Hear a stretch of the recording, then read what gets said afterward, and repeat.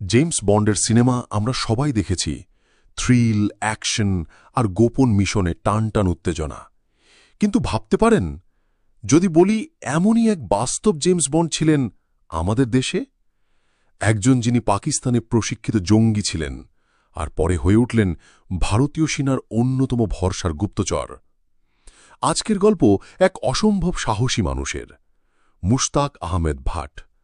৫৬ বছর বয়সে এই মানুষটি আজ পুলওয়ামার ছোট্ট এক গ্রামে শান্ত জীবনযাপন করেন। কিন্তু তার অতীত, তা যেন একটা সিনেমার চেয়েও বেশি থ্রিলিং। ১৯৮০ সালের শেষ দিক, কাশ্মীর তখন উত্তাল, হিংসা, জঙ্গি কার্যকলাপ ছেয়ে গেছে উপত্যকা জুড়ে। তরুণ মুশতাক তখন পড়াশোনার বদলে হাতে তুলে নেন অস্ত্র, নিজের পরিবার ও আত্মরক্ষার জন্য। ১৯৮৯ সালে তিনি পাকিস্তানে যান, সেখানে আফগান যুদ্ধবাজদের কাছে প্রশিক্ষণ নেন। তালিবানদের সঙ্গেও যুদ্ধ করেন আফগানিস্তানে। তারপর কাশ্মীরে ফিরে এসে যোগ দেন হিজবুল মুজাহিদ্দিনে। কিন্তু পাকিস্তানের মুখোশ খুব দ্রুতই খুলে যায় তার সামনে।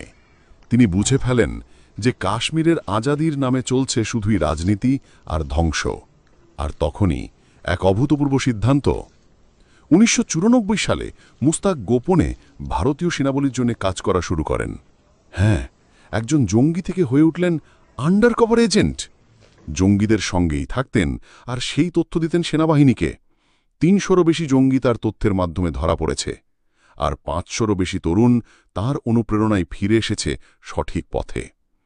তিনি ৪ বার গিয়েছেন পাকিস্তানে, জীবনের ঝুঁকি নিয়ে।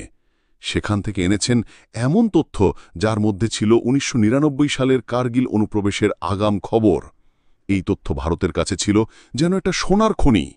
এর জন্য ভারতীয় সেনা প্রস্তুতি নিতে পেরেছিল। ১৯৯৯ সালে যখন তার পরিচয় ফাঁস হয়ে যায়, ভারতীয় সেনা তাকে ছেড়ে দেয়নি, বরং তাকে টেরিটোরিয়াল আর্মির ১৬২তম ব্যাটালিয়নের সদস্য করে নেয়।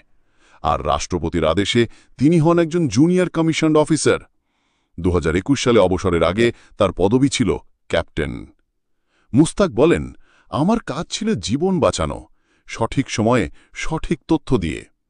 আজ তার এক মেয়ে ডাক্তার, এক ছেলে কানাডায়, আর অন্য ছেলে থাকেন তার সঙ্গে।